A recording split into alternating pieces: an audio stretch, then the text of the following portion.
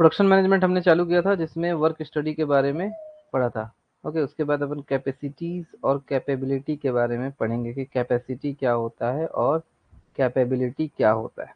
Okay, तो production management की बात करें तो प्रोडक्शन के जो भी प्रोसेस होता है ना, मान लीजिए हम क्या, हमारे माइंड्स में क्या प्रोडक्शन होता है, मिनरल्स, चाहे वो मेटल हो चाहे कोल हो, है ना। मेटल के कुछ भी मिनरल्स हो सकते हैं या कोर।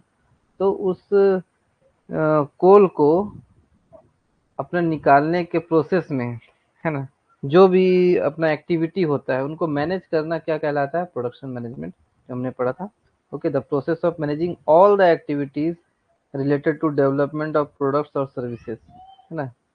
जो भी अपन प्रोडक्शन कर रहे हैं उसको डेवलपमेंट करने के लिए जो भी एक्टिविटी हम करते हैं उनको मैनेज करना ही क्या कहलाता है, प्रोडक्शन मैनेजमेंट। ओके, अभी जो कुछ देर पहले क्लास हुआ था उसमें ये सब हमने डिस्कस कर लिया। वर्क स्टडी तो डिस्कस किया कि वर्क स्टडी क्या होता है। ओके, वेस्ट टाइम और एफर्ट को कटिंग करने के लिए, कट आउट करने के लिए, जो हम वेस्ट अपने काम करने में जो काम हमारा वेस्टेज है, जो कोई काम का नहीं है, जिसके कारण हमारा समय ज़्यादा लग रहा है, हमारा एफर्ट ज़्यादा लग रहा है, उसको क्या करना है, अपने को कट आउट करना है। ये वर्क स्टडी का है। उसके अंदर method study, time study, motion study, ये सारा कुछ था। ओके, ये एलिमिनेटिंग वेस्टफुलनेस, जो भी वेस्टफुल आपको दिख रहा है उसको एलिमिनेट करना ही वर्क स्टडी कहलाता है। अगर वर्क स्टडी से क्वेश्चन आता है तो ये सारे वर्ड आपको याद रखना है ना, एलिमिनेटिंग वेस्टफुलनेस और cutting out waste time and effort, इस तरीके के क्वेश्चंस आते हैं। इसके अंदर आता है मेथड स्टडी और मोशन स्टडी। ओके, ये मेथड स्टडी और मोशन स्टडी इसके अंदर आता है। मेथड स्टडी पहले भी पढ़ चुके हैं। ओके, तो मेथड स्टडी क्या हो गया, बेस्ट वे, ये याद रखना, जब पूछेगा किसी भी जॉब को करने के लिए बेस्ट वे क्या होता है तो वो मेथड स्टडी कहलाता है ना। इस तरीके के क्वेश्चन आते हैं कि मेथड स्टडी क्या है, या इस तरीके से लिख दिया कि best way of doing a job, है ना, ये क्या है, तो टाइम स्टडी, मोशन स्टडी, है ना। इस तरीके का जब लिखेगा तो ये मेथड स्टडी इसका राइट आंसर होगा। It may be defined as a systematic investigation. Okay, अपन क्या करते हैं, अच्छा ये तो अपन डिस्कस कर चुके हैं, है ना। जॉब जो भी हो रहा है उसके मेथड का सिस्टमेटिक इन्वेस्टिगेशन करते हैं। ओके, और इन्वेस्टिगेशन करने के बाद जो सबसे आसान, फास्ट, रैपिड मतलब जल्दी, एफिशिएंट, इफेक्टिव वाला जो मेथड रहेगा उसे हम अपनाते हैं। इसका एग्जांपल मैंने दिया था कि या तो बोर्ड बोर्ड एंड पिलर कर रहे हैं तो फिर हमको मेथड स्टडी किया हमने, और हमने ये स्टडी करके जाना कि यहाँ लॉन्ग वॉल सिस्टम ज़्यादा बेटर रहेगा। ठीक है, और टाइम स्टडी से वही कितना समय लग रहा है, अपन समय कैसे बचा सकते हैं, तो इनपुट प्रेशर का जो मैंने एग्जांपल दिया था। ठीक है, याद आया, और प्रोसीजर बताया था। Okay, time study. अब हम पढ़ेंगे कैपेसिटी। कैपेसिटी कोई नया वर्ड नहीं है, सब जानते हैं कैपेसिटी होता क्या है ना। आसान भाषा में कैपेसिटी को आप अगर समझोगे तो कैपेसिटी मतलब होता है क्षमता। ओके, सब जानते हैं हर एक इंसान की क्षमता होती है कुछ। ठीक है, उसी तरीके से हर एक ऑर्गेनाइजेशन की कुछ ना कुछ क्षमता होती है ना। कैपेसिटी, है ना, किसी माइंस की कैपेसिटी क्या है। ओके, कोई 10 मिलियन टन ही कोयला दे सकता है, कोई 0.5 मिलियन टन ही दे सकता है, कोई 0.1 ही दे सकता है। तो ये जो प्रोडक्शन दे रहा है ये उसकी क्षमता है, ये उसकी क्या है, कैपेसिटी है। और कुछ माइंस 60 मिलियन टन भी कोयला देते, जैसे हमारा गेवरा, कुसमुंडा, ये सब बड़े बड़े माइंस जो हैं वो क्या है, 60 मिलियन टन, 40 मिलियन टन, इस तरीके का प्रोडक्शन दे रहे हैं। ठीक है, तो कैपेसिटी का आसान भाषा में आप समझिए कि कैपेसिटी मतलब होता है क्षमता। ओके, कितना कैपेबल है वो प्रोडक्शन देने के लिए। ठीक है, तो कैपेसिटी होता क्या है ये देखिए। Capacity planning is the process of determining the production capacity needed by an organization to meet changing demand for its product। ठीक है, कैपेसिटी प्लानिंग क्या होता है। ओके, आप क्या कर रहे हो, आप कैपेसिटी प्लानिंग कर रहे हो, तो क्या है, प्रोसेस है of determining the production capacity needed by an organisation to meet changing demand for its product, है ना। इसमें हम ये प्लान करते हैं, हम ये डिटरमाइन करते हैं, कैपेसिटी में क्या, प्लानिंग में क्या डिटरमाइन करते हैं अपन, कि हमारा प्रोडक्शन करने का कितना कैपेसिटी है। जो भी ऑर्गेनाइजेशन है उसका प्रोडक्शन करने का कितना कैपेसिटी है, कि फ्यूचर में जो चेंजिंग इन डिमांड, ठीक है, डिमांड में अगर चेंज हुआ मतलब ज़्यादा कोयले का डिमांड हुआ, तो क्या उसे हम फुलफिल करने के लिए कैपेबल हैं, या कम ही कोयला चाहिए तो क्या हम प्रोडक्शन को कम कर सकते हैं। ठीक है, तो डिमांड चेंज होते रहता है, कभी मार्केट में डिमांड बढ़ जाता है, ये सिर्फ कोयले के लिए मतलब अपने माइंस के लिए नहीं है, ये सारे ऑर्गेनाइजेशन के लिए है ना। मान लीजिए एसी, ठीक है, अब एसी है एयर कंडीशनर, एयर कंडीशनर का अगर आप एग्जांपल लोगे तो ये गर्मी में इसका डिमांड बढ़ जाता है। ठीक है, इसका डिमांड क्या होता है, जब गर्मी में बढ़ जाता है और ठंडी में इसका डिमांड कम हो जाता है ना। तो ये जो एसी बनाने वाला ऑर्गेनाइजेशन है, जो भी कंपनी है, क्या उसके पास इतना कैपेसिटी है कि जो गर्मी में अगर डिमांड बढ़ा तो उस डिमांड को वो फुलफिल कर सके।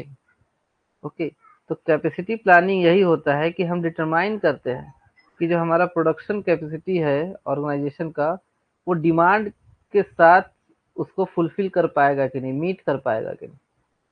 ठीक है, तो कैपेसिटी प्लानिंग में क्या होता है, जो चेंजिंग इन डिमांड, ये याद रखिएगा, डिमांड में जो चेंज होता है उसको मीट करने की कैपेसिटी है कि नहीं है ऑर्गेनाइजेशन में, ये प्लानिंग किया जाता है। ठीक है, इसका गोल क्या है, to meet the current and future level of requirements at minimal wastage.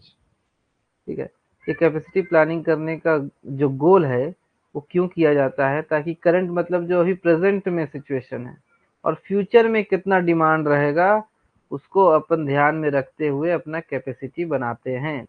Mines की कैपेसिटी, अब जितने उसके पास मशीन्स होंगे, है ना, उतना उसका कैपेसिटी रहेगा कि ठीक है डिमांड बढ़ेगा तो हम इतना मशीन लगा देंगे और हम डिमांड को फुलफिल कर देंगे। तो फ्यूचर में अगर डिमांड बढ़ा तो उस माइंस के पास इतनी कैपेसिटी है कि उसे वो फुलफिल कर सके। ठीक है, ये जो हम एनुअल टारगेट देते हैं कि इस साल इस माइंस का इतना मिलियन टन प्रोडक्शन रहेगा। ठीक है, अब उसको क्या करना है, प्लानिंग करना है, कैपेसिटी प्लानिंग, कि इतना मिलियन टन प्रोडक्शन देने के लिए क्या इस माइंस के पास क्षमता है, उतने मशीन्स अवेलेबल हैं, मैन पावर है कि नहीं है ना। तो ये सारा चीज कैपेसिटी प्लानिंग में किया जाता है। फॉर्मूला ऑफ कैपेसिटी, कैपेसिटी का अगर फॉर्मूला आप देखोगे तो number of machines of work और वर्कर। ठीक है, क्या क्या करते हैं, कितने मशीन्स और वर्कर हैं। ओके, नंबर ऑफ मशीन्स और worker multiply by number of shift. किसी माइन का अगर कैपेसिटी आप निकालोगे तो उसमें ये देखोगे कितने नंबर ऑफ मशीन्स हैं और कितने नंबर ऑफ शिफ्ट, मान लो 3 शिफ्ट में काम हो रहा है। ओके, 50 मशीन है। ओके, वर्कर और मशीन मिला के 50 है, एक एग्जाम्पल दे रहा, ज़्यादा हो सकता है कम हो सकता है। यूटिलाइजेशन मान लो 80% ही आप कर पा रहे हो। ठीक है, तो 80/100 हो जाता है, मान लो 80% आप यूटिलाइजेशन करते हो। और एफिशिएंसी भी कुछ 70% एफिशिएंसी है। ओके, तो ये सारा कुछ आप जब मल्टीप्लाई करोगे तो उसका कैपेसिटी आ जाएगा। ठीक है, तो कैपेसिटी का फॉर्मूला भी ध्यान रखना है कि capacity is equal to number of machines और worker into number of shift into utilisation into efficiency. ठीक है, कि उसका यूटिलाइज आप कितना, यूटिलाइजेशन का मतलब क्या होता है कि मशीन तो है आपके पास लेकिन आप उसको कितना यूज कर पा रहे हो, उसको यूटिलाइज कितना कर पा रहे हो, ये कहलाता है यूटिलाइजेशन। है ना, मान लो आपके पास 8 घंटा के लिए मशीन अवेलेबल था, ओके था, ओके कंडीशन में था, लेकिन आप उसे 6 घंटा ही चला पाए। ओके, तो आपने उसका 100% यूटिलाइजेशन नहीं किया, ये होता है यूटिलाइजेशन। ठीक है, एफिशिएंसी तो आप सब जानते हैं। Design capacity, maximum output possible. जो हम कैपेसिटी का डिजाइन करेंगे उसमें ये देखेंगे कि ज्यादा से ज्यादा हमारे को आउटपुट मिले, हमें क्या मिले, ज्यादा से ज्यादा आउटपुट मिले। इफेक्टिव कैपेसिटी कैसा होता है, design capacity minus allowances, maintenance down time, है ना, जो मेंटेनेंस में टाइम बर्बाद होता है, डाउन टाइम में टाइम बर्बाद। मान लीजिए आपने एक कैपेसिटी डिजाइन कर दी कि इस मशीन की कैपेसिटी इतना है कि ये एक शिफ्ट में इतना मिलियन इतना टन कोयला निकाल के दे देगा, ये हमने डिजाइन किया कैपेसिटी। ठीक है, कि 10 क्यूबिक मीटर का शॉवेल लगा दिया और हमने डिज़ाइन कर लिया कि एक शिफ्ट 8 घंटे का होता है, तो 8 घंटे में ये शॉवेल इतना कैपेसिटी है इस शॉवेल का कि 8 घंटे में हमें इतना प्रोडक्शन दे देगा, ठीक है, कितना भी एक्स वाई जेड। लेकिन उसमें जो उसमें मेंटेनेंस के लिए वो शॉवेल रुके रहेगा, डाउन टाइम ब्रेक डाउन हो जाएगा, तो फिर उसको हमको माइनस करना पड़ता है, ठीक है। तो हमने जो डिज़ाइन किया है उससे माइनस करेंगे तो इससे निकलता है इफेक्टिव कैपेसिटी, और एक्चुअल आउटपुट होता है व्हाट इज एक्चुअली प्रोड्यूस्ड, है ना। एक्चुअली जो प्रोड्यूस होता है वो एक्चुअल आउटपुट कहलाता है। मीनिंग ऑफ कैपेसिटी प्लानिंग देखा जाए तो capacity planning ensures that production capacity match demand, है ना। अपन कैपेसिटी प्लानिंग कैसे करते हैं कि जो भी हमने प्रोडक्शन कैपेसिटी प्लान किया है वो डिमांड से मैच करे, ठीक है। जो भी डिमांड है, मार्केट का जो डिमांड है उसको फुलफिल करे, ओके। तो कैपेसिटी प्लानिंग ये इंश्योर करता है कि प्रोडक्शन कैपेसिटी जो बनाया गया है, प्लान किया गया है, वो डिमांड को मैच करे। It balance present and future requirement to avoid shortages और एक्सेस, ठीक है।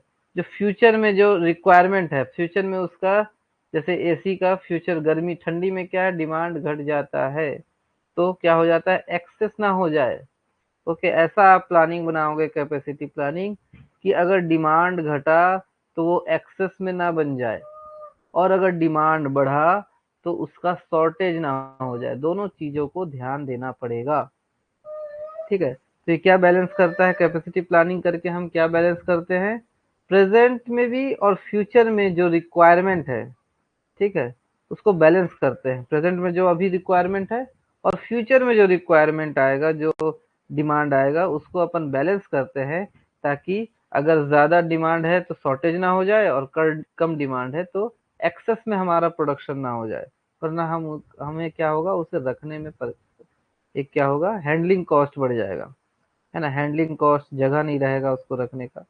The objective is to maintain a proper balance between demand and available resource. इसका ऑब्जेक्टिव क्या है, क्या उद्देश्य है, कैपेसिटी प्लानिंग करने का उद्देश्य क्या है। ऑब्जेक्टिव ये है कि प्रॉपर बैलेंस बना रहे, किसके बीच में, डिमांड के बीच में और अवेलेबल रिसोर्सेस के बीच में, ठीक है। जो भी हमारे पास रिसोर्स अवेलेबल है और जो मार्केट से डिमांड है, उसके बीच में जो बैलेंस बना रहता है, वो उसका ऑब्जेक्टिव होता है। क्लियर है कैपेसिटी प्लानिंग। ये दो चीजें याद रखना, डिमांड और प्रोडक्शन कैपेसिटी को मैच करता है ना, इंश्योर करता है कि कैपेसिटी, प्रोडक्शन कैपेसिटी और डिमांड मैच करे, और प्रेजेंट और फ्यूचर रिक्वायरमेंट को बैलेंस करता है, ठीक है। इस तरीके से याद रखना है कि कैपेसिटी प्लानिंग से क्या होता है, प्रेजेंट और फ्यूचर रिक्वायरमेंट को बैलेंस किया जाता है, ताकि शॉर्टेज ना हो जाए या एक्सेस में ना हो जाए, ठीक है। ऑब्जेक्टिव क्या है, to maintain a proper balance between demand and available resources, ठीक है। ये हो गया कैपेसिटी प्लानिंग का मीनिंग। अब कैपेसिटी क्या होता है, सिर्फ कैपेसिटी की बात किया जाए, है ना, क्षमता। सिंपल एग्जांपल है कि कैपेसिटी को हम अपने ह्यूमन बॉडी से समझ सकते हैं, ठीक है। हर एक ह्यूमन बॉडी की क्या होती है, क्षमता होती है कि वो कितना रोटी खा सकता है, ठीक है। कोई 10 रोटी खा सकता है, ओके, कोई 3 ही रोटी खाता है ना।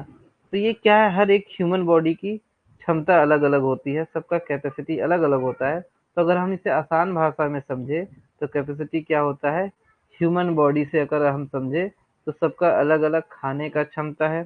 How many miles can we run, कुछ 10 माइल दौड़ सकते हैं, कुछ एक ही माइल्स में थक जाते हैं। तो सबका अलग अलग क्या है, कैपेसिटी है।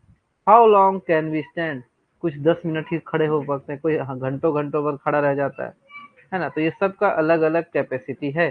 तो कैपेसिटी मतलब क्षमता, जिसे आसान भाषा में आप ह्यूमन बॉडी से समझोगे, सबका अलग अलग कैपेसिटी है, खाने का, दौड़ने का, खड़े रहने का, है ना। Similarly organisation also have limit to what then can produce. इसी तरीके से जैसे हमने ह्यूमन बॉडी का एग्जांपल लिया, उसी तरीके से हर एक ऑर्गेनाइजेशन का अपना अपना लिमिट होता है कि वो कितना प्रोड्यूस कर सकते हैं और क्या प्रोड्यूस कर सकते हैं ना, व्हाट दे कैन प्रोड्यूस, क्या प्रोड्यूस कर सकते हैं, वो उनके कैपेसिटी पे निर्भर करता है, ठीक है। जैसे हमारा ह्यूमन बॉडी का है कैपेसिटी, तो उसी तरीके से हर एक ऑर्गेनाइजेशन का भी कैपेसिटी होता है कि वो क्या प्रोड्यूस कर सकते हैं, कितना प्रोड्यूस कर सकते हैं। ठीक है, अगर एज ए स्ट्रेटजी देखें कैपेसिटी प्लानिंग को, a long term and short term process to determine how much capacity is needed, when is it needed and when should capacity be increased. ठीक है, एक long term short term process है capacity के लिए, जिसमें ये देखा जाता है कि कितना कैपेसिटी की ज़रूरत है ना।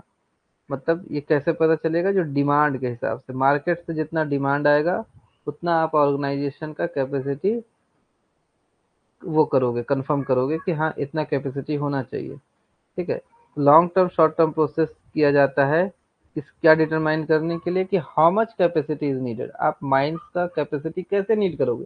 अब मार्केट में कोयले का डिमांड ही नहीं है, मान लीजिए फ्यूचर में थर्मल पावर स्टेशन बंद हो जाते हैं। ठीक है, गवर्नमेंट एक स्कीम लाती है कि थर्मल से बहुत ज़्यादा पॉल्यूशन होता है, तो हम सारे थर्मल पावर प्लांट को बंद कर रहे हैं।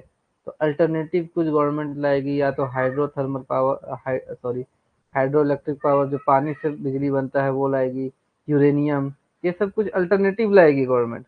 तो यहाँ कोयले का डिमांड घट जाएगा। ठीक है, तो उस हिसाब से अपन अपन माइंस का कैपेसिटी क्या करेंगे, डिटरमाइन करेंगे।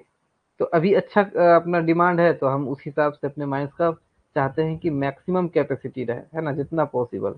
तो how much capacity is needed, when is it needed, कब जरूरत है, and when should capacity be increase, और कब कैपेसिटी को इंक्रीज किया जा सकता है। ठीक है, तो long term short term process अगर हम देखेंगे कैपेसिटी प्लानिंग के लिए, तो कितना कैपेसिटी की जरूरत है और कब बढ़ाना है। अवॉइड्स बोथ एक्सेस कैपेसिटी, है ना, ज़्यादा भी ना हो जाए कि अंडर यूटिलाइजेशन हो जाए, है ना। अंडर यूटिलाइजेशन मतलब बहुत ज़्यादा आपने प्रोडक्शन कर दिया, अब उसको आप बेच ही नहीं पा रहे हो, है ना। तो एक्सेस कैपेसिटी को भी अवॉइड करना है और लो कैपेसिटी को भी अवॉइड करना है कि वो जो हमारे मार्केट का डिमांड है उसको मीट ही ना कर पाए, डिमांड को पूरा ही ना कर पाए, है ना। तो क्या क्या अवॉइड करना है, एक्सेस भी ना हो जाए और लो भी ना हो जाए। एग्जाम्पल ऑफ कैपेसिटी प्लानिंग देखेंगे तो demand for cement depends upon the economy. ठीक है, सीमेंट का डिमांड जो है, एक एग्जांपल देखते हैं। जो सीमेंट का डिमांड है वो किस पे डिपेंड करता है, इकोनॉमी पे, है ना। अगर अच्छा इकोनॉमी है किसी कंट्री का, तो वहाँ क्या होगा, हाई डिमांड रहेगा रोड का, ब्रिज बनाने का, बिल्डिंग बनाने का हाई डिमांड, क्योंकि उस कंट्री की, उस मान लो डिस्ट्रिक्ट ही बोलो, उस डिस्ट्रिक्ट की इकोनॉमी अच्छी है, तो वहाँ सीमेंट का मोर कैपेसिटी रिक्वायर्ड, है ना। सीमेंट का जो प्रोडक्शन होगा, वहाँ जो प्लांट है उनको अपना कैपेसिटी बढ़ाना पड़ेगा क्योंकि मार्केट से डिमांड है। लेकिन अगर रिसेशन का पीरियड चल रहा है, किसी कंट्री की हालत खराब हो गई, जैसे अभी श्रीलंका में दिवालिया निकल गया, है ना, किसी कंट्री की हालत अगर खराब चल रही है, तो वहाँ क्या हो गया, डिमांड लेस हो गया क्योंकि उसका इकोनॉमी डाउन चल रहा है। ठीक है, तो वहाँ lower capacity is enough. Clear है। इस तरीके से मार्केट के डिमांड के हिसाब से हम अपने ऑर्गेनाइजेशन का कैपेसिटी फिक्स करते हैं। इम्पोर्टेंस ऑफ कैपेसिटी प्लानिंग, एक मिनट, नेटवर्क वगैरह सब सही है ना।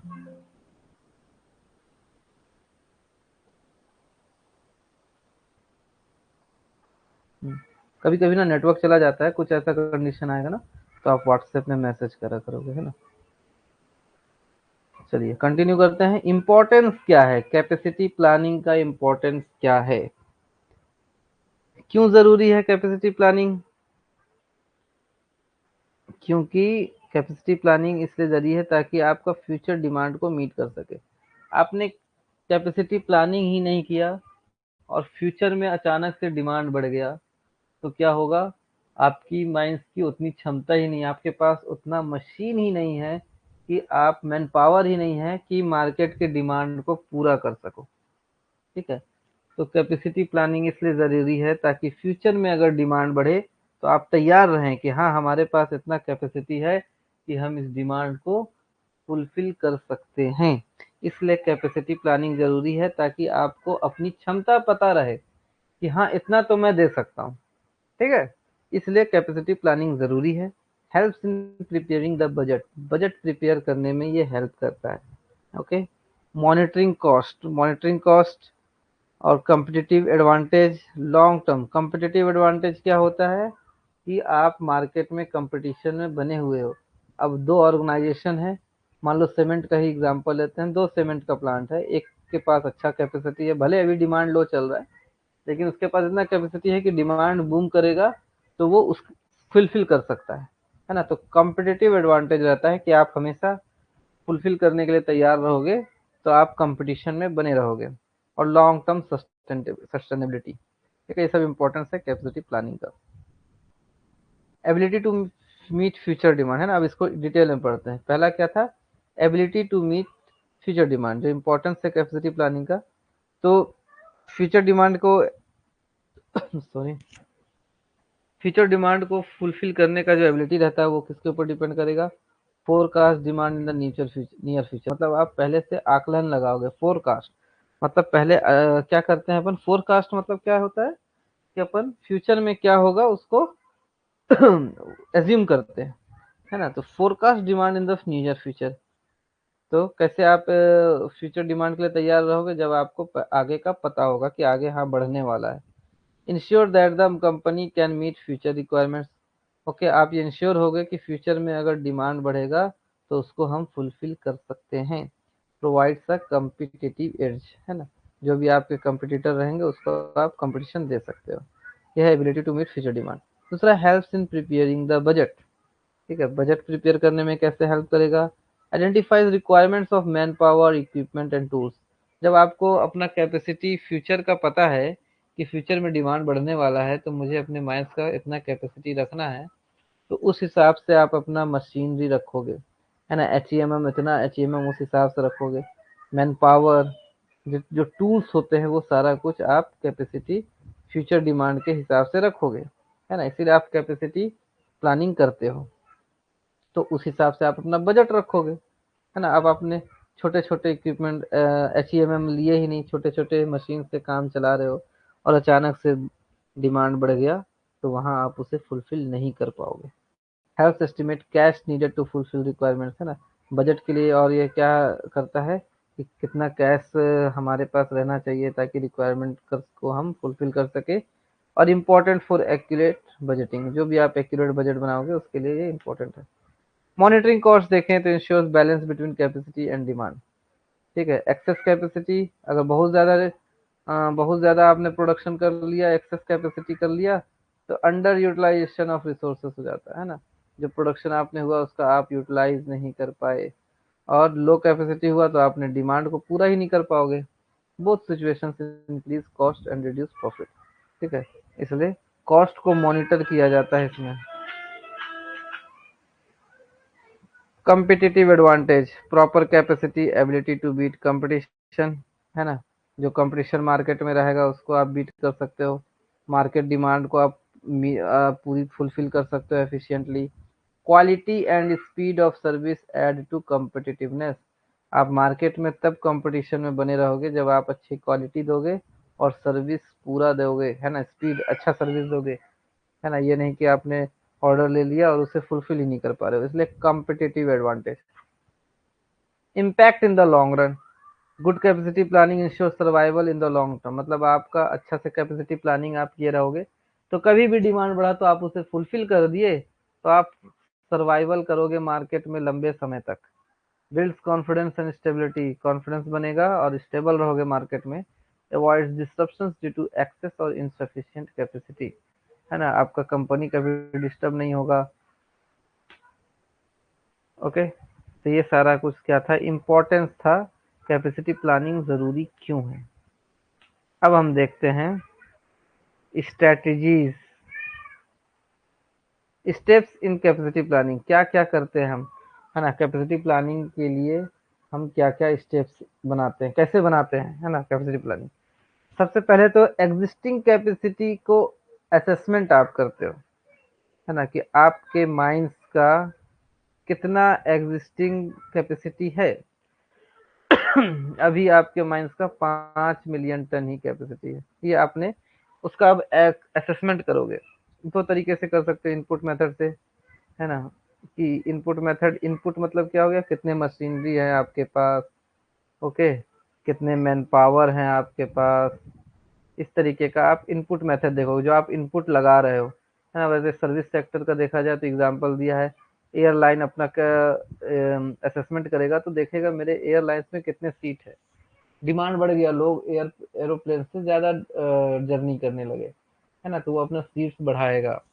हॉस्पिटल, किसी हॉस्पिटल में बहुत भीड़ होने लगा, है ना, तो वो अपने बेड्स बढ़ाएंगे, उसका कैपेसिटी 100 बेड है, ठीक है, हॉस्पिटल का कैपेसिटी क्या है, 100 ही बेड है, लेकिन मरीज उसमें डेली 300-400 आ रहे हैं, तो उससे क्या करना पड़ेगा, अपने बेड का कैपेसिटी बढ़ाना पड़ेगा। ठीक है, रेस्टोरेंट में टेबल, अब कोई नया नया रेस्टोरेंट खोला था, ठीक है, उसका अब रेस्टोरेंट दिख रहा अच्छा चलने लगा, तो वो 20 ही टेबल रखा था, लेकिन बहुत ज़्यादा भीड़ होने लगा रेस्टोरेंट में, तो उसे अपना कैपेसिटी यहाँ से बढ़ाना पड़ेगा, इनपुट, है ना। उसी तरह माइंस में कितने मशीनरी हैं उसे देखा जाएगा, मैन पावर कितना है, ये सारा कुछ देखा जाएगा, तो उसका असेसमेंट किया जाएगा सबसे पहले। ठीक है, आउटपुट मेथड मैन्युफैक्चरिंग सेक्टर में स्टील, सीमेंट, ऑटोमोबाइल, ठीक है, ये तो हो गया। फोरकास्ट फ्यूचर कैपेसिटी नीड्स, अब आप देखोगे short term needs are easier to assess, है ना, फ्यूचर में कितना जरूरत हो सकता है। Long term needs are harder due to market and technology uncertainties. Short term need देखोगे मतलब कुछ साल के लिए देखोगे, अगले 6 महीने में क्या होने वाला है ना, तो उस हिसाब से आप अपना कैपेसिटी बढ़ाओगे। और लॉन्ग टर्म देखोगे तो अगले 1 साल 2 साल बाद क्या होने वाला है, तो उस हिसाब से आप अपना कैपेसिटी बढ़ाओगे, मतलब फोरकास्ट करोगे कि फ्यूचर में इसका डिमांड बढ़ेगा कि नहीं बढ़ेगा, है ना। सबसे पहले तो अपना असेसमेंट कर लिया कि प्रेजेंट में मेरे पास इतना कैपेसिटी है ना, कि हाँ 5 मिलियन टन का ही कैपेसिटी है। फिर आप फ्यूचर फोरकास्ट करोगे कि इसका डिमांड बढ़ेगा कि नहीं बढ़ेगा, है ना। जैसे एग्जांपल लिया जाए, increasing demand for AC fans in the weather gets hotter every year. गर्मी में क्या होता है, एसी का डिमांड हर साल बढ़ जाता है। उसी तरीके से हम फ्यूचर का फोरकास्ट करेंगे कि अभी हम मेरे पास 5 मिलियन टन है, क्या मैं इसे बढ़ाऊंगा तो फ्यूचर में वो अंडर यूटिलाइजेशन तो नहीं हो जाएगा, मार्केट में वो बिकेगा कि नहीं बिकेगा। ठीक है, फिर अल्टरनेटिव आइडेंटिफाई करते हैं, just possible ways to expand और ऑप्टिमाइज कैपेसिटी, है ना, और कैसे हम अपने कैपेसिटी को बढ़ा सकते हैं। Evaluation of alternative, compare alternative to select the best option, है ना, 2-3 अल्टरनेटिव आपने निकाल लिया, अब इसमें से जो बेस्ट रहेगा उसको आप सेलेक्ट करोगे, वही होता है इवेल्युएशन ऑफ अल्टरनेटिव, मतलब तीनों की तुलना करोगे कि मैं कौन सा अल्टरनेटिव लूँ कि मेरा माइंस का कैपेसिटी बढ़ जाए। क्या क्या अल्टरनेटिव हो सकते हो, आप अपने मशीन्स बढ़ा सकते हो, मैन पावर बढ़ा सकते हो, है ना। सजेशंस में also be taken from different department. Selection of most suitable alternative, फिर लास्ट में क्या हो गया, आपने अल्टरनेटिव भी निकाल लिया कि कैसे कैपेसिटी बढ़ाएंगे, उसका 2-3 जो अल्टरनेटिव निकाले थे उनमें सिलेक्शन भी कर लिया, इवेल्युएशन कर लिया, है ना, कि जो बेस्ट है उसको हमने सेलेक्ट किया। उसके बाद ये बेस्ट इवेल्युएशन है ना, उसका आकलन किया, लास्ट में उसको जो बेस्ट रहा उसे सेलेक्ट कर लिया, जैसे choose the best alternative and implement in on time. After implementation, अब इम्प्लीमेंट करने के बाद रिव्यू भी करेंगे कि भैया हाँ हमारे कैपेसिटी में फर्क पड़ रहा है कि नहीं। ठीक है, तो ये क्या था, कैसे कैपेसिटी प्लानिंग बनाया जाता है। अब देखते हैं स्ट्रैटेजीज ऑफ कैपेसिटी प्लानिंग, है ना। शॉर्ट टर्म, दो तरीके के स्ट्रैटेजी होता है, एक शॉर्ट टर्म एक लॉन्ग टर्म। तो शॉर्ट टर्म कैपेसिटी में time span up to 1 year, ठीक है, तो ये सब ध्यान रखना है कि शॉर्ट टर्म स्ट्रेटेजी 1 साल तक, है ना, अप टू 1 ईयर क्या हो गया, शॉर्ट टर्म कैपेसिटी स्ट्रेटेजी। अगले 1 साल के लिए जो आप स्ट्रेटेजी बनाओगे, ठीक है, सिर्फ अगले 1 साल के लिए, उसे शॉर्ट टर्म कहा जाता है। एम क्या है, to meet sudden demand changes due to economic condition. ठीक है, इकोनॉमिक कंडीशन के कारण मान लीजिए कहीं कहीं इकोनॉमिक कंडीशन अच्छा है तो अचानक से डिमांड बढ़ सकता है, इकोनॉमिक कंडीशन अचानक से खराब हो गया तो डिमांड घट सकता है, सडन, है ना। अगर अचानक से कहीं डिमांड में चेंज हुआ तो उस हिसाब से आप अपना कैपेसिटी बढ़ा या घटा सकते हो कि नहीं। इसमें वर्किंग ओवर टाइम, है ना, बढ़ाना है तो ओवर टाइम करेंगे, वर्कफोर्स घटाना है मतलब कम करना है तो वर्कफोर्स को अपना हटाएंगे, है ना, प्रोडक्शन सीक्वेंस को चेंज करना, इन्वेंट्री को एडजस्ट करना, हायरिंग टेम्परेरी वर्कफोर्स, बढ़ाना है तो टेम्परेरी वर्कफोर्स को हायर कर सकते हो, और जो भी मशीन है उसको अपग्रेड कर सकते हो बढ़ाना है तो। ठीक है, ये अगले 1 साल के लिए स्ट्रैटेजी होता है। लॉन्ग टर्म स्ट्रैटेजी, 1 साल से ज़्यादा का अगर आप स्ट्रैटेजी बना रहे हो तो इसमें major investment and planning for sustainable growth. ठीक है, इसमें बहुत ज़्यादा इन्वेस्टमेंट लगेगा और प्लानिंग लगेगा ताकि आप अपने कैपेसिटी को बढ़ा सको। जैसे इकोनॉमिक फैक्टर, एक्सटर्नल एनवायरनमेंट से भी ये इन्फ्लुएंस होता है ना। इकोनॉमिक फैक्टर, बाहर का इकोनॉमी क्या है, political factor, technological factor and social condition, ये सारा तो क्या है, शॉर्ट टर्म और long term capacity strategy. Short term 1 साल से कम और लॉन्ग टर्म क्या हो जाएगा, 1 साल से ज्यादा। ठीक है, इकोनॉमिक कंडीशन चेंज होने के कारण सडन डिमांड में चेंज होता है, उसको फिलफिल करना के लिए ये सारा कुछ आएगा। की फैक्टर्स क्या क्या है, availability of funds for future growth, actions of competing firms, innovation technology और प्रोसेस और एस्टिमेशन फॉर फ्यूचर डिमांड। ठीक है, ये सब की फैक्टर, ये सब इंपॉर्टेंट नहीं है। चलिए आगे देखते हैं। अब कैपेसिटी प्लानिंग को कौन कौन सा फैक्टर अफेक्ट करेगा, है ना। जो आपने प्लानिंग कर लिया है ना, उसमें कौन कौन प्रभाव डालेगा, क्या क्या फैक्टर है जो इफेक्ट करेगा उसे। पहला है लेवल ऑफ डिमांड, है ना। Direct link between demand and capacity, demand कैसा है वो इफेक्ट करेगा आपका कैपेसिटी प्लानिंग कैसा है। जो अभी हम पहले ही पढ़े, अगर डिमांड इंक्रीज हुआ तो आपको कैपेसिटी बढ़ाना पड़ेगा, अगर डिमांड डिक्रीज हुआ तो कैपेसिटी को रिड्यूस करना पड़ेगा। चैलेंज क्या है, एक्यूरेटली एस्टिमेटिंग फ्यूचर डिमांड। ये हमारे पास चैलेंज है कि फ्यूचर में जो डिमांड होगा उसे हम जो एस्टिमेट कर रहे हैं, एक आकलन ही लगाते हैं ना, कि फ्यूचर में इसका कितना डिमांड होगा, वो एक्यूरेट एस्टिमेट करना है ना। तो कौन कौन से फैक्टर हैं जो कैपेसिटी प्लानिंग को अफेक्ट कर सकता है। तो लेवल ऑफ डिमांड, डिमांड बढ़ा तो कैपेसिटी बढ़ा, डिमांड घटा तो कैपेसिटी घटा। फंड की availability, expansion needs require fund for new machinery technology and man power. ठीक है, lack of fund limits capacity expansion, अगर फंड की कमी हो गई तो आप कैपेसिटी नहीं बढ़ा सकते, है ना। अगर आपको एक्सपांशन करना है, कैपेसिटी बढ़ाना है, तो क्या करना पड़ेगा, आपको न्यू मशीन्स लाने पड़ेंगे, नया टेक्नोलॉजी लाना पड़ेगा, मैन पावर बढ़ाना पड़ेगा।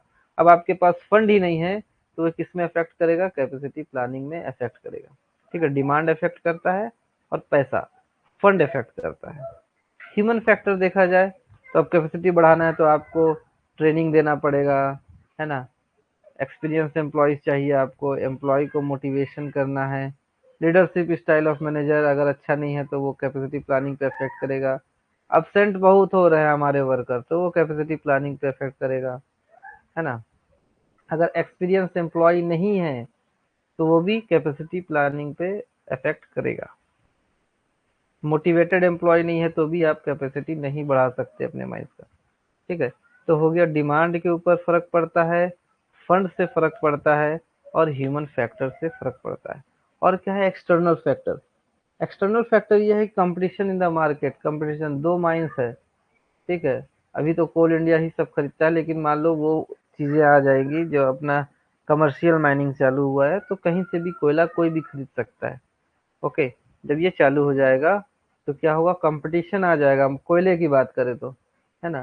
तो एक्सटर्नल फैक्टर यही है, कंपटीशन, मतलब कोई माइंस से एक कस्टमर क्या है, वो इसी माइंस से ज्यादा खरीदा है क्योंकि ये सर्विस अच्छा देता है ना। तो कहीं ना कहीं इसका कैपेसिटी में इसको कम, जैसे आप किराना स्टोर का एग्जांपल लो ना, किसी किसी किराना स्टोर में बहुत भीड़ रहता है, किसी में कम रहता है ना। तो उस हिसाब से वो अपना माल मंगवाता है।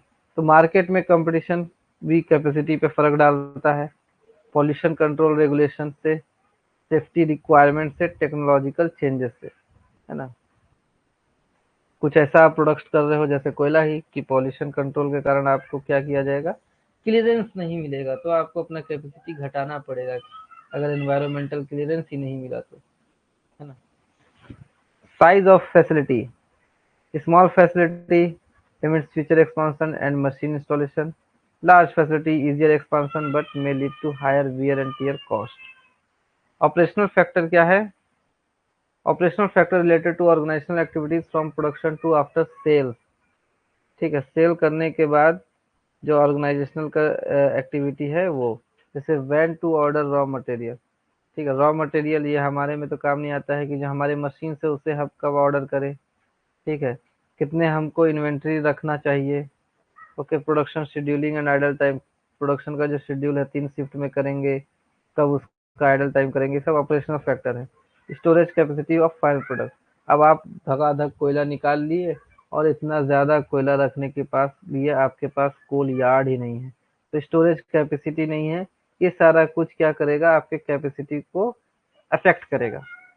ठीक है, तो ये सब कुछ था क्या, कैपेसिटी। अब हम पढ़ेंगे कैपेबिलिटी। ठीक है, दो वर्ड था, कैपेसिटी और कैपेबिलिटी।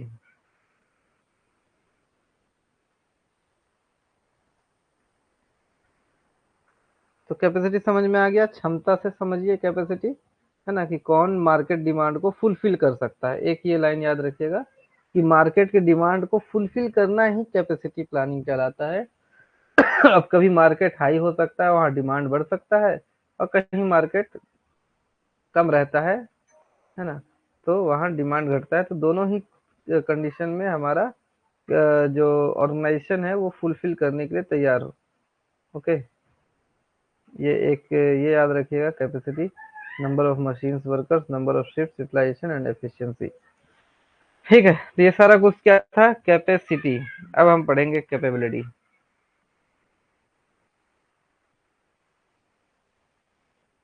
है sir 5 PM, are you told 9 PM, बट I updated in WhatsApp 1 hour before. If you're not join the WhatsApp, please message the mining ज्ञान टीम। ठीक है,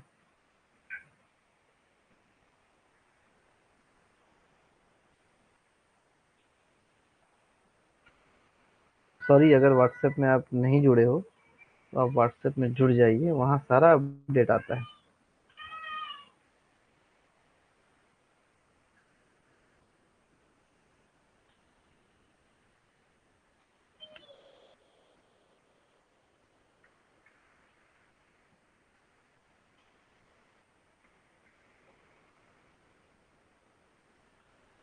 एक मिनट में आता है।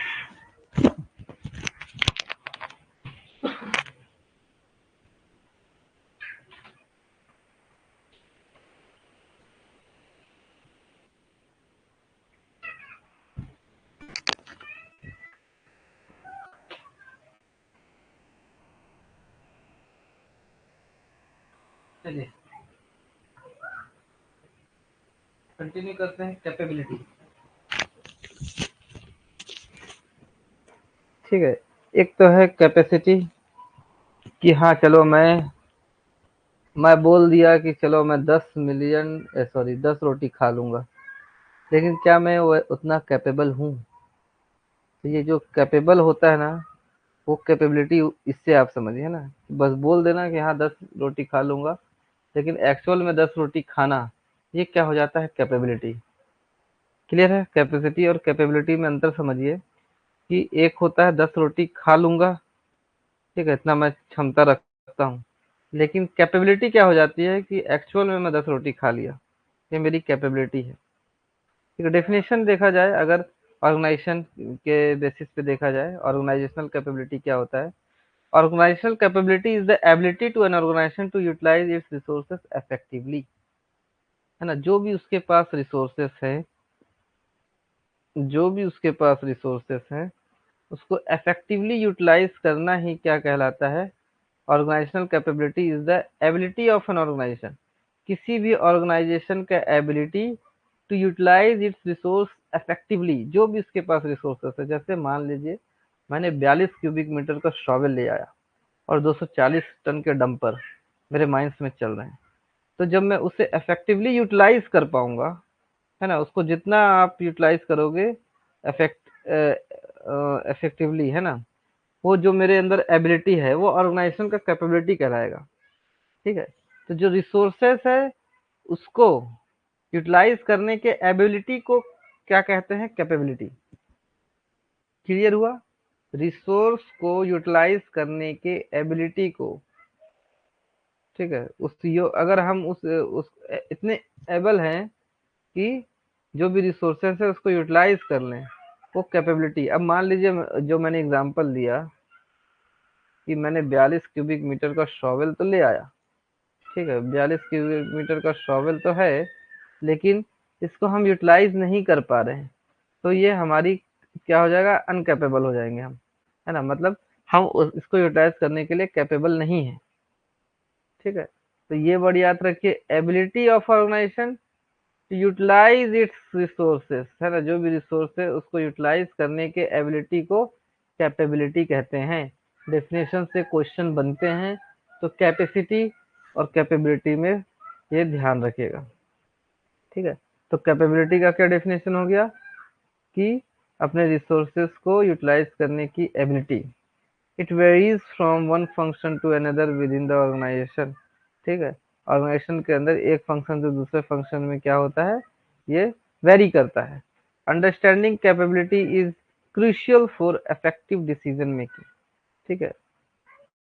डिसीजन जो आपको लेना है उसमें क्या देखना है आपको कि हमारी कैपेबिलिटी को देखना है कि हम कितने कैपेबल हैं, है ना। अगर हम अपने कैपेबिलिटी को नहीं देखें कि हम यूटिलाइज ही नहीं कर पाएंगे और हमने अपना कैपेसिटी बढ़ा लिया, ठीक है, कैपेसिटी तो हमने बढ़ा लिया मैंने, लेकिन हम उस कैपेबल ही नहीं है कि हम उसको यूटिलाइज कर सके। हमने मशीन्स ले आया, मैन पावर्स भर लिए, लेकिन हम उनका यूटिलाइजेशन नहीं कर पा रहे हैं, तो वो क्या हो जाएगा, डिसीजन मेकिंग हमें जब भी करना है तो उसको ध्यान में रखते हुए करना है कि ठीक है, हमको अपना कैपेसिटी तो बढ़ा लेंगे, लेकिन क्या हम उस कैपेबल हैं कि उसको यूटिलाइज कर पाएंगे, जो मैन पावर हम बढ़ा रहे हैं उसको यूटिलाइज कर पाएंगे, है ना, जो मशीन्स बढ़ा रहे हैं उसको यूटिलाइज कर पाएंगे कि नहीं कर पाएंगे। तो ये सारा चीज क्या हो जाएगा कैपेबिलिटी के अंदर। ओके, तो याद रखिएगा, ability to utilise resources effectively, ये होता है कैपेबिलिटी। ये किस में काम आता है, डिसीजन मेकिंग में। क्या डिसीजन लोगे आप कि भैया हम उस कैपेबल है कि नहीं, हम उस लायक है कि नहीं कि ये जो मैन पावर मशीन बढ़ाएंगे उसका इफेक्टिवली यूज कर पाएंगे। फाइनेंशियल कैपेबिलिटी फैक्टर देखेंगे। ओके, क्या क्या फैक्टर्स हैं जो कैपेबिलिटी को फर्क करेगा। तो एक होता है फाइनेंशियल फैक्टर्स, मतलब क्या है, जो इफेक्ट डालेगा, ठीक है, कैपेबिलिटी पे क्या क्या इफेक्ट डालता है। तो फाइनेंशियल इफेक्ट क्या रहेगा कि source of fund, capital structure and equity ratio, support for competitive advantage, use of fund, है ना, आपके पास फंड का सोर्स होना चाहिए और आप उसका यूज कैसे कर रहे हो, इन्वेस्टमेंट डिसीजन सही जगह यूज कर रहे हो कि नहीं, ये सारा आपका कैपेबिलिटी दिखाता है कि एक तो आपके पास सोर्स ऑफ फंड है कि नहीं है, ओके, और कैपिटल बजटिंग कर पा रहे हो कि नहीं, इन्वेस्टमेंट डिसीजन सही ले रहे हो कि नहीं, वर्किंग कैपिटल आपके पास कितना है। ओके, आगे पढ़ेंगे वर्किंग कैपिटल क्या होता है फाइनेंशियल मैनेजमेंट में। ओके, मैनेजमेंट ऑफ फंड, आपके पास फंड का सोर्स क्या है, आप उसे यूज कर पा रहे हो कि नहीं, मैनेज कर पा रहे हो कि नहीं। Effective planning, organising, directing and controlling of financial resources, जो भी फाइनेंशियल रिसोर्सेस है उसको इफेक्टिवली आप मैनेज कर पा रहे हो कि नहीं।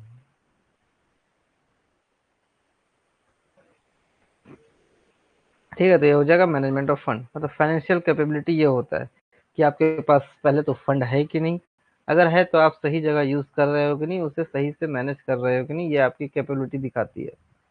Personal capability factor, personal system, man power, planning, selection and development, मतलब आपके पास जो मैन पावर है उसका आप सही से यूज कर पा रहे हो कि नहीं। ओके, उसका सही से planning, man power planning, selection, development, ये सब कुछ कर पा रहे हो कि नहीं। एम्प्लॉयज कैरेक्टरिस्टिक, स्किल है कि नहीं आपके पास, जो आपके पास एम्प्लॉय है वो स्किल्ड है कि नहीं है, वो मोटिवेटेड है कि नहीं और उनका परफॉर्मेंस सही है कि नहीं, है ना। अगर आप स्किल्ड मैन पावर नहीं रखे हो तो ये आपकी कैपेबिलिटी को कम करती है ना, कैपेबिलिटी को कम करती है। अगर स्किल्ड मैन पावर नहीं रहेगा, मोटिवेटेड मैन पावर नहीं रहेगा, परफॉर्मेंस सही नहीं रहेगा। Industrial relations, harmony between management and workers, मतलब सब कुछ सही, कोई डिस्प्यूट तो नहीं है मैनेजमेंट और वर्कर के बीच में, है ना, रिलेशन अच्छा है कि नहीं मैनेजमेंट और वर्कर में। अगर रिलेशन अच्छा नहीं है तो आप उस कैपेबल नहीं हो कि कैपेसिटी बढ़ा करके काम कर सके। और इंफॉर्मेशन मैनेजमेंट कैपेबिलिटी फैक्टर, ठीक है, acquisition and retention of information, processing synthesis of information, retrieval and use of information, transmission and dissemination of information, ठीक है, ये सब इंपॉर्टेंट है। जनरल मैनेजमेंट कैपेबिलिटी फैक्टर, तो ये भी इसको general management system, role of general manager, external relationship, organisational climate, ठीक है, ये सारी चीज फैक्टर इंपॉर्टेंट यही है कि फाइनेंशियल कैपेबिलिटी हो कि नहीं, आप उसको सही से यूज कर रहे हो कि नहीं, पैसा है कि नहीं, है ना। आपके पास पैसा ही नहीं है और आप बोलोगे अपना कैपेसिटी हम बढ़ाएंगे, तो कैसे बढ़ाओगे, आप उस कैपेबल ही नहीं हो ना, उस लायक ही नहीं हो कि अपना कैपेसिटी बढ़ा सको।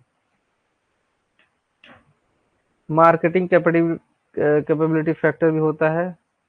ओके, कि आपका कॉम्पिटिटिव जो रहेगा वो कम पैसे में बेच रहा है, आप उस कैपेबल नहीं हो कि उतने कम पैसे में आप बेच सको, है ना। प्राइसिंग स्ट्रेटेजी जो होता है, आप प्रमोशन करने के लिए कैपेबल नहीं हो, है ना। सेल्स का प्रमोशन, एडवर्टाइजिंग, पर्सनल सेलिंग, ये सब सारा कुछ है।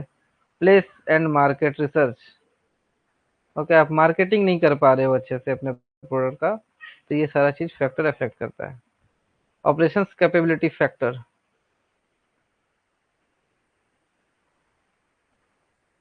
Production system, layout, location, control mechanism, research and development system, facilities and technology, है ना। ये सारा कुछ ऑपरेशन कैपेबिलिटी है। ठीक है, तो ये कैपेसिटी और कैपेबिलिटी चीजें, दो चीजें हमने पढ़ा। ठीक है, तो कैपेबिलिटी याद रखिएगा, ability of an organisation to utilise its resource effectively, है ना। किसी भी ऑर्गेनाइजेशन का एबिलिटी कि वो अपने सोर्स को इफेक्टिवली यूटिलाइज कर सकता है। ओके, और कैपेसिटी क्या होता है,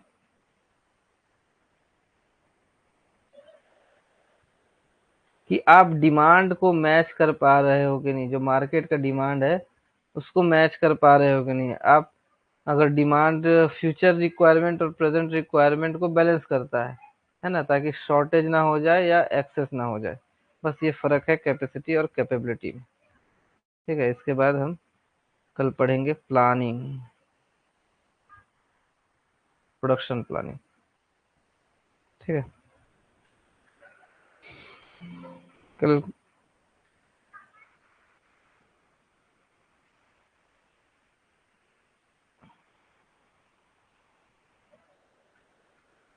तो ये प्रोडक्शन मैनेजमेंट में आज कैपेसिटी और कैपेबिलिटी से रिलेटेड चीजें हमने पढ़ा। ओके, कि कैपेसिटी क्या होता है, कैपेबिलिटी क्या होता है। ओके, तो अपने मशीन्स, मैन पावर को यूज करने का जो एबिलिटी होता है वही कहलाता है कैपेबिलिटी। और ये कैपेसिटी जो हमने पढ़ा, ये कल अपन पढ़ेंगे प्रोडक्शन प्लानिंग का, है ना। प्लानिंग, शेड्यूलिंग, कंट्रोल, ये सारा कुछ अपन कल देखेंगे। ठीक है, आज यहीं बैठअप करते हैं।